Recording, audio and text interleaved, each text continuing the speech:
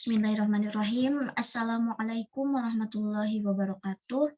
Alhamdulillahirabbil alamin wassalatu wassalamu ala Rasulillah amma ba'du. Perkenalkan dokter, saya Rida Sufiatul Khafifah, NRP 19102110068 dari kelompok B1. Di kesempatan kali ini, izinkan saya untuk menyampaikan tugas asistensi Laboratorium Activity Patologi Anatomi Blok EMS tahun 2022 mengenai kasus keempat, yaitu toxic goiter.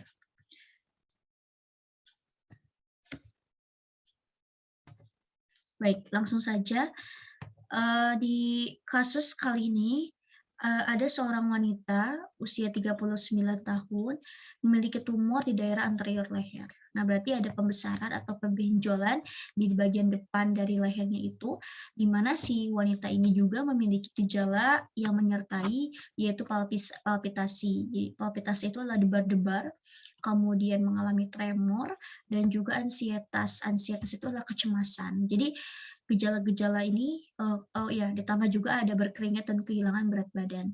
Nah, gejala-gejala ini bisa aja disebabkan oleh karena hipermetabolisme, di mana ketika hipermetabolisme itu bisa menyebabkan gejala-gejala yang terjadi seperti ini. Kemudian dilakukan juga pemeriksaan penunjang, yaitu laboratorium yang menunjukkan peningkatan T4 dan T3 dengan TSH-nya itu rendah gitu, TSH rendah, T4 T3 tinggi. Dan juga ada pengambilan iodium radioaktifnya meningkat, dan scan radioiodin ini menunjukkan pengambilan iodium difusi. Nah, jadi kan berdasarkan kasus yang sudah dibacakan ini, maka ditegakkanlah diagnosisnya itu adalah toxic goiter. Nah, jadi sebenarnya apa sih pengertian dari toxic goiter sendiri? Nah, jadi toxic goiter sendiri itu kan sebenarnya dibagi dua gitu ya. Ada yang diffuse, ada yang nodular, kayak gitu. Bedanya apa? Kalau yang nodular berarti kan berbenjol-benjol. Jadi ketika dilakukan palpasi atau diinspeksi itu akan tampak benjolan-benjolan yang tidak rata di permukaan kelenjar tiroidnya. Sedangkan kalau yang difus itu rata. Nah, di sini kalau kita lihat dari pengertian toxic nodular goiter dengan nama lainnya Flammer disease. Jadi ini tuh bisa disebut Flammer disease, merupakan penyakit hipertiroid kedua gitu, yang sering terjadi. Nah, kenapa dinamain Flammer disease? Karena memang penemunya itu adalah Henry Flammer pada tahun 1913 seperti itu. Nah, itu adalah kasus dari toxic goiter. Oke, kita bedah satu persatu dari mulai definisi hingga ke prognosis jalan komplikasi toxic goiter. Nah, di sini toxic nodular goiter ini melibatkan pembesaran kelenjar tiroid gitu ya. Pembesaran kelenjar tiroid di mana ada small rounded mass, jadi ada massa yang mengalami pembesaran atau disebut dengan nodules. Di mana dia itu memproduksi hormon tiroid yang sangat banyak gitu ya. Jadi di dalam tubuh pasien itu adalah hormon tiroidnya itu banyak banget gitu.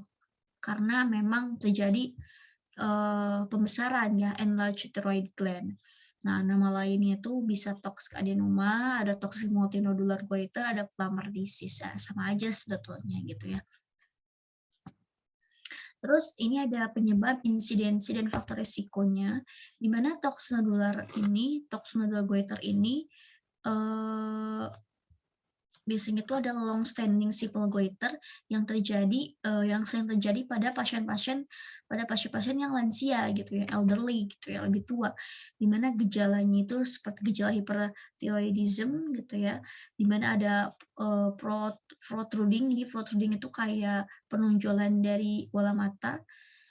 Graves disease itu tidak terjadi gitu. Jadi gejalanya itu mirip hyperthyroidism, tapi kalau exophthalmos atau protruding eyeballs itu tidak terjadi, karena kalau protruding eyeballs ini biasanya terjadi pada Graves disease.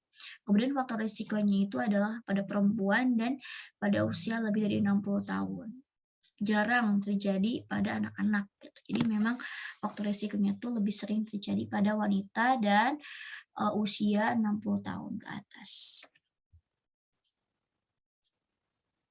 Dan di sini juga ada epidemiologinya, prevalensinya tadi udah disebutin bahwa kelompok umur 50 tahun pada pria dan wanita ya tidak menutup kemungkinan sebetulnya pada laki-laki juga bisa gitu. Dan pada kelompok usia biasanya terjadi pada wanita yang lebih muda. Dan juga didukung ada riwayat keluarga, biasanya ada riwayat keluarga yang mempunyai penyakit endokrin autoimun. Kemudian ini adalah gambaran histopatologinya, di mana pada toxic goiter makroskopisnya itu akan terjadi fibrosis, kalsifikasi, perdarahan, kapsul utuh, pembesaran simetris, dan graft disease. Kemudian untuk yang mikroskopis itu akan tampak terlihat di bawah mikroskopnya itu jaringannya itu nodul hiperplastik gitu ya, ada hiperplastik. Terus ada sel kolumner atau silinder tinggi, sel hiperplastik kolonnya penuh dan folikel ini dilapisi oleh sel epitel kolumner. Nah, ini adalah gambaran ada gejala-gejala pada toxic goiter di mana weight loss gitu ya, berat badannya turun, gitu, hilang berat badan.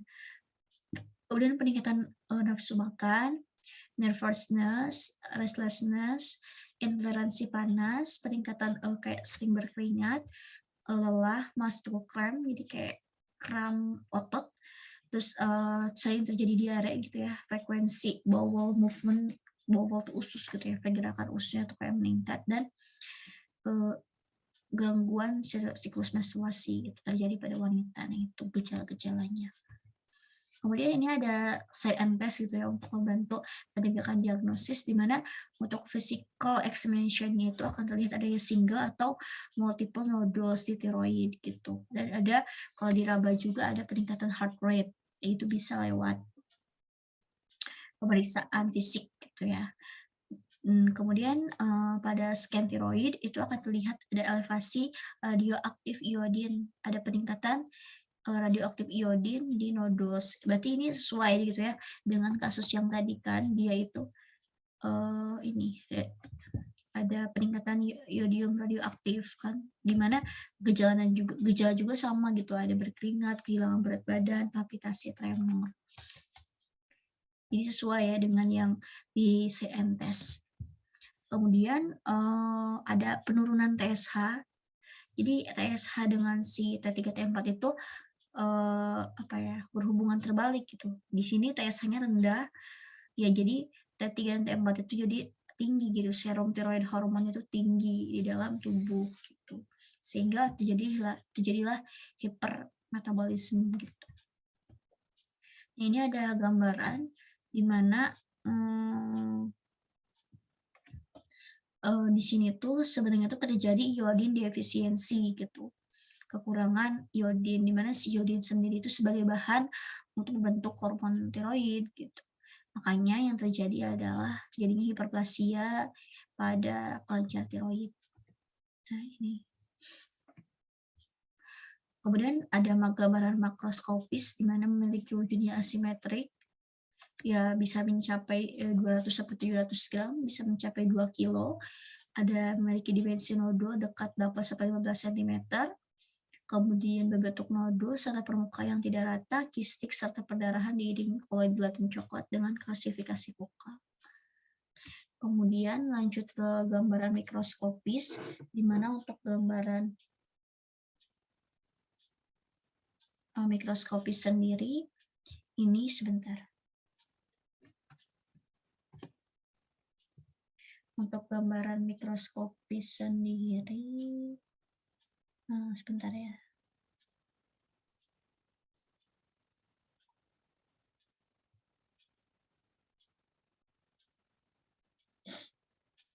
Ini terlihat gambaran mikroskopis di bawah preparat, di bawah mikroskop itu akan terlihat adanya sel giant cell, sel histiosit, ya.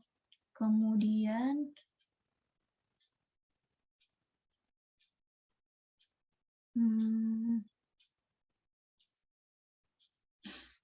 histiosit gitu ya, seperti itu ya gambaran di bawah mikroskopisnya. Kemudian untuk treatmentnya sendiri, untuk radioaktif iodin ini, untuk treatment dari toxic goiter ini bisa dilakukan ditangani oleh spesialis kedokteran nuklir, yaitu bisa menggunakan iodin radioaktif, pembedahan, atau ada obat anti tiroid seperti propil, thiouracil, metimazole juga bisa. Yaitu adalah sebagai treatment untuk toxic nodular goiter. Kemudian, bisa juga karena dia itu ada gejala debar-debar ya, ada gejala palpitasi, maka bisa, diberikan beta blocker, di mana beta blocker ini contohnya itu ada propranolol. Nah, untuk mengkontrol gejala hipertiroidism sampai hormon tiroidnya itu bisa terkontrol di dalam tubuh, tuh. Nah, tadi, ini gambaran mikroskopis, ini tuh ada perubahan degeneratif yang menunjukkan sel form histiosit dan pembentukan sel giant cell gitu ya, ada perubahan kistik dan form histiosit. Lanjut ke komplikasi. Nah, jadi untuk komplikasinya tersendiri itu bisa mengenai cardiac complication berhubungan sama jantung, yaitu ada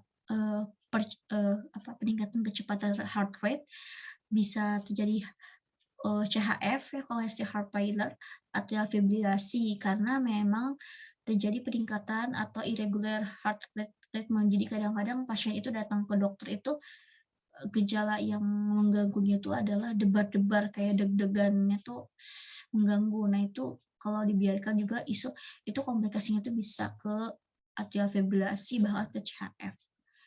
Terus another complication dari hyperthyroid ini adalah kehilangan bone loss gitu ya, bisa menyebabkan osteoporosis juga karena kan hipermetabolisme ya, bisa aja jadi tulang-tulangnya tuh ropos.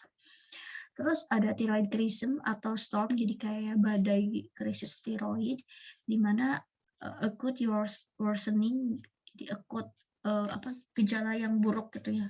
Jadi gejala hipertiroidism di mana terjadi infeksi atau stres, demam, penurunan mental alertness, nyeri abdomen yang terjadi dan menyebabkan hospitalisasi gitu ya. Terus komplikasi dari goiter yang besar ini bisa berhubungan dengan kesulitan bernafas, tekanan, yang ini sulit bernafas disebabkan karena tekanan saluran udara gitu, karena kan tiroid itu membesar ya. Ketika membesar bisa aja dia tuh mengganggu saluran nafas. Nah, saluran nafas itu kesumbat nih, kayak kehalang sama si tiroid yang membesar itu, akhirnya terjadi kesulitan bernafas, yaitu yang bahaya. Kemudian untuk prognosisnya itu sebenarnya kan tadi toxic nodular goiter ini sering terjadi pada pasien-pasien lansia gitu. Jadi prognosisnya itu pada chronic health problem itu bisa mempengaruhi kondisinya gitu, karena biasanya kalau pada pasien lansia itu kurang toleransi pada efek hipertiroidism. Jadi prognosis pada pasien yang lansia itu bahaya gitu ya, biad malam gitu untuk yang lanjut usia, karena bisa aja dia tidak toleransi pada efek hipertiroidismnya. Baik, mungkin cukup sekian yang dapat saya sampaikan mengenai toxic goiter nodular. Berikut referensi yang saya pergunakan. Terima kasih. Wabillahi taufiq wal hidayah. Wassalamualaikum warahmatullahi wabarakatuh.